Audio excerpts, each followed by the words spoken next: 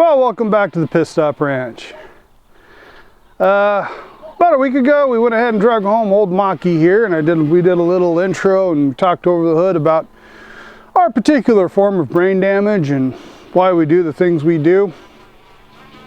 Continuing with the theme of this peculiar form of mental illness that we have, instead of doing the actual things we probably should be, even though it's all hobby related and ultimately meaningless in the universe, we've chosen instead to go ahead and work on the car that, it's kind of grown on us. We initially, on paper, it's like, oh my God, for that price, yes, there's no haggle, let's just go pick it up.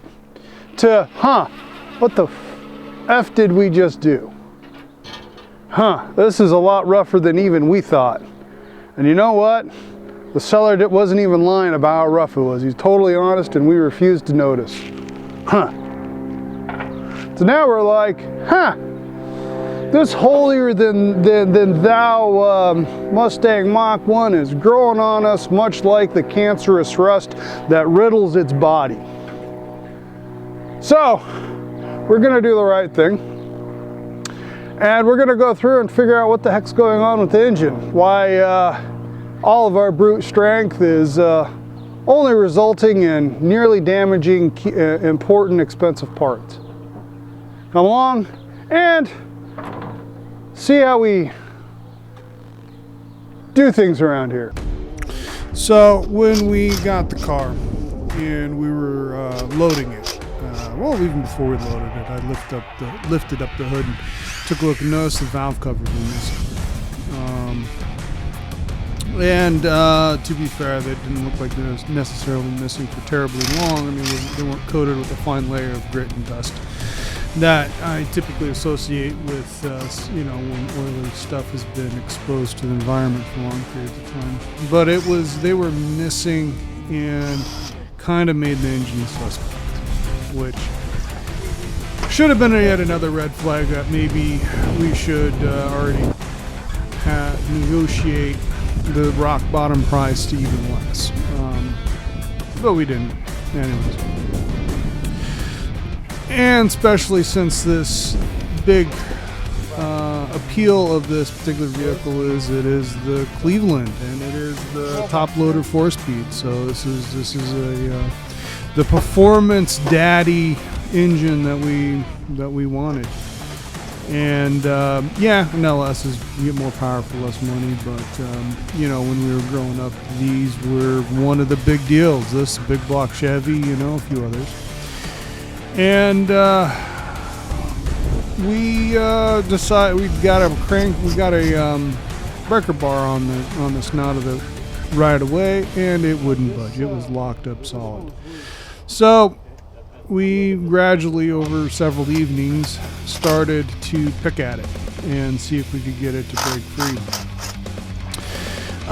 Second evening, we pulled the valve cover, as you just saw, and we looked underneath and saw the valley pan had rusted through. So, gosh knows how long. And some of the bolts on the actual intake manifold were kind of loose. So I think the intake had been off the engine for a while as well. Right. And in spite of dumping stuff down the snouts and in through the spark plug holes and everything, we discovered, looking at the spark plugs, that the two back cylinders were rusty just by looking at them. So we just kept pulling it down to see if we could see what we could figure out as we went along. Eventually get to the point where it's like, okay, well, the next step is pull the heads. Everything else is out of the way. It's no big deal just to go ahead and finish and pull the heads. So here we are pulling the heads. Take a look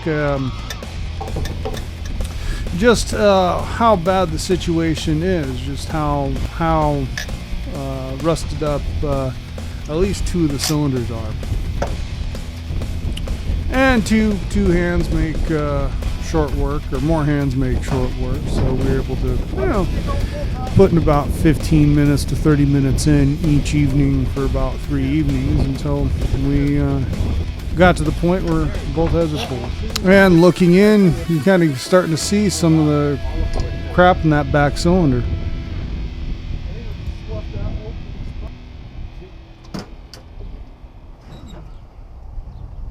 But first, I want to go ahead and document.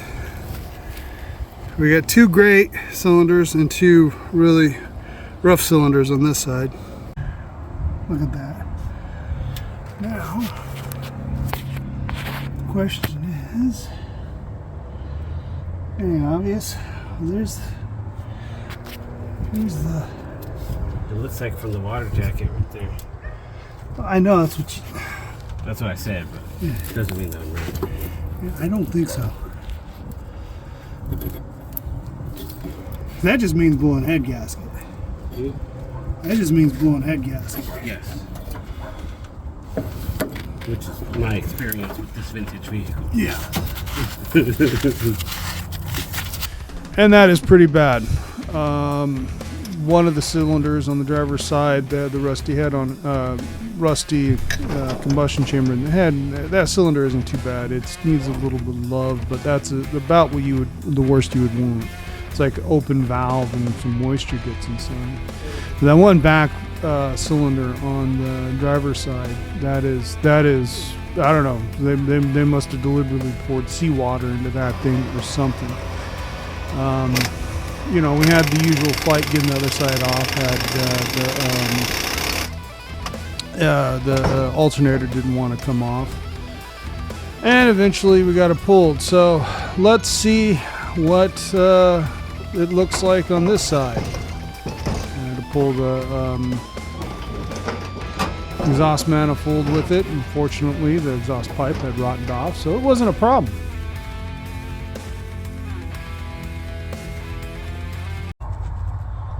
So both rear cylinders are chewed. Rest of them, not bad. That is rough. That is bad.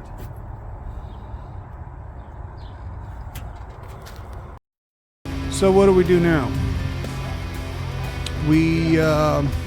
Big reason why we bought this car was because it is the Cleveland 4V heads high compression ratio with the 4-speed top loader transmission in an actual Mach 1. Granted, the Mach 1 isn't as rare or collectible as, say, any of the Boss examples or the Super Cobra Jets or any of the other special packages that were even available at the same time frame. But it's still, the Cleveland is a legendary engine. And this is a somewhat desirable, even collectible chassis. So still up in the air what we actually want to do with the actual car. But after thinking it over for a few days, kind of made the decision whether we keep the car or part it out. We need to pull the engine and decide if we're going to keep it, or which means sending it off to the machine shop to go ahead and get it magnafluxed and sonic tested for cracks and wall thicknesses and etc. And then if there's room to bore it, go ahead and bore it. If there's no room to bore it, so do we sleeve it? Whatever. So, since we haven't decided what exactly we're going to be doing with the car when it's all said and done, whether we're parting it out or we're restoring it or something else entirely different, we're going to pull the engine and we're going to pull the transmission. So, without even taking it off the trailer, this is the method we chose to do it, using the odd assortment of wackadoodle tools that we've accumulated in the yard over the decades, and here we go.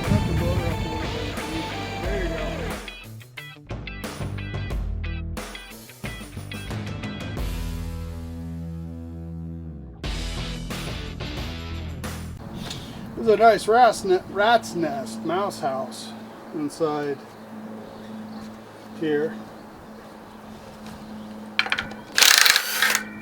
If you happen to have an opinion on, or any idea on what you think we ought to do with the engine or the car, please leave a comment. I really appreciate it. I think that would be really interesting to see what you guys think.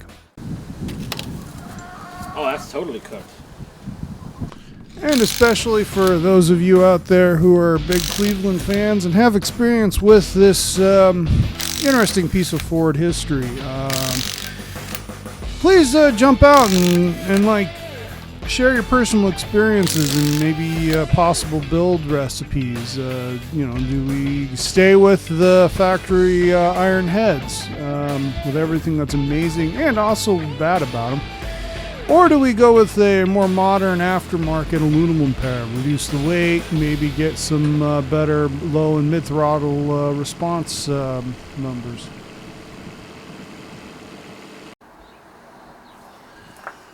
Okay, we have added the Cleveland to our engine room inside our secret storage location inside the container in the bottom corner of the yard.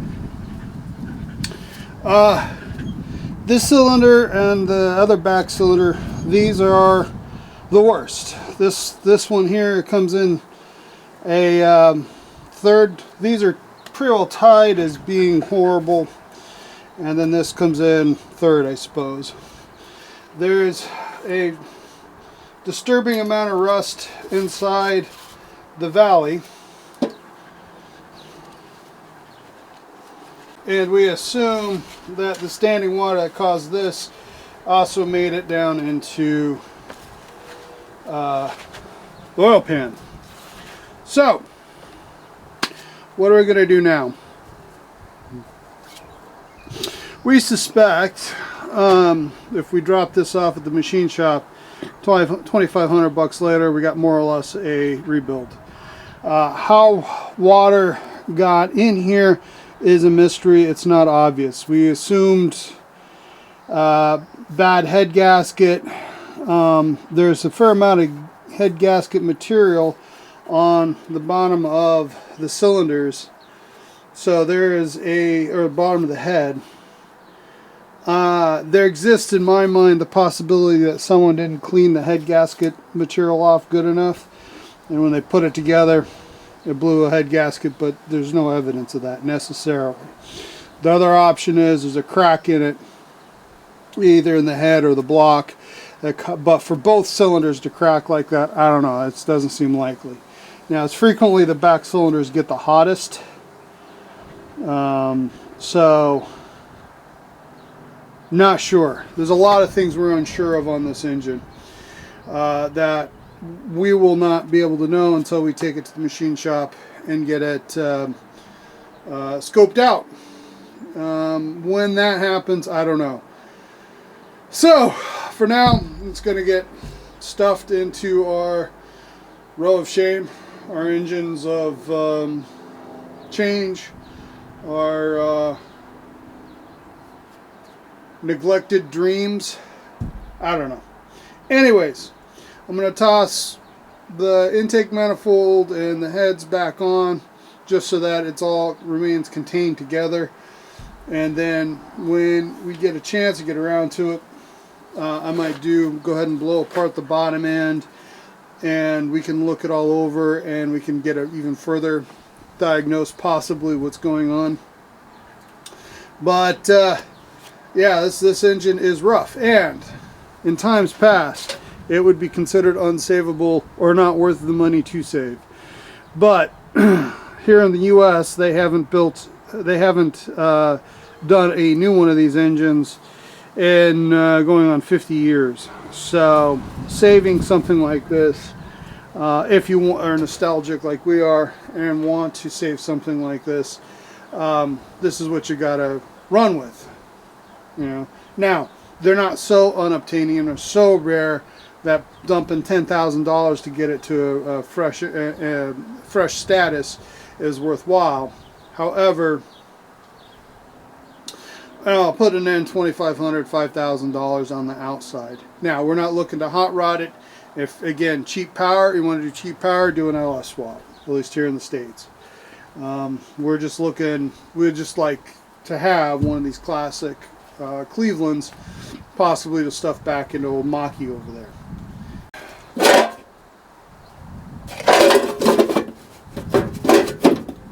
Stay. And if you like what we're doing and you want to support us, please hit the like button, and if you haven't done so already, hit the subscribe button. And until next time, have a engine-tastic day.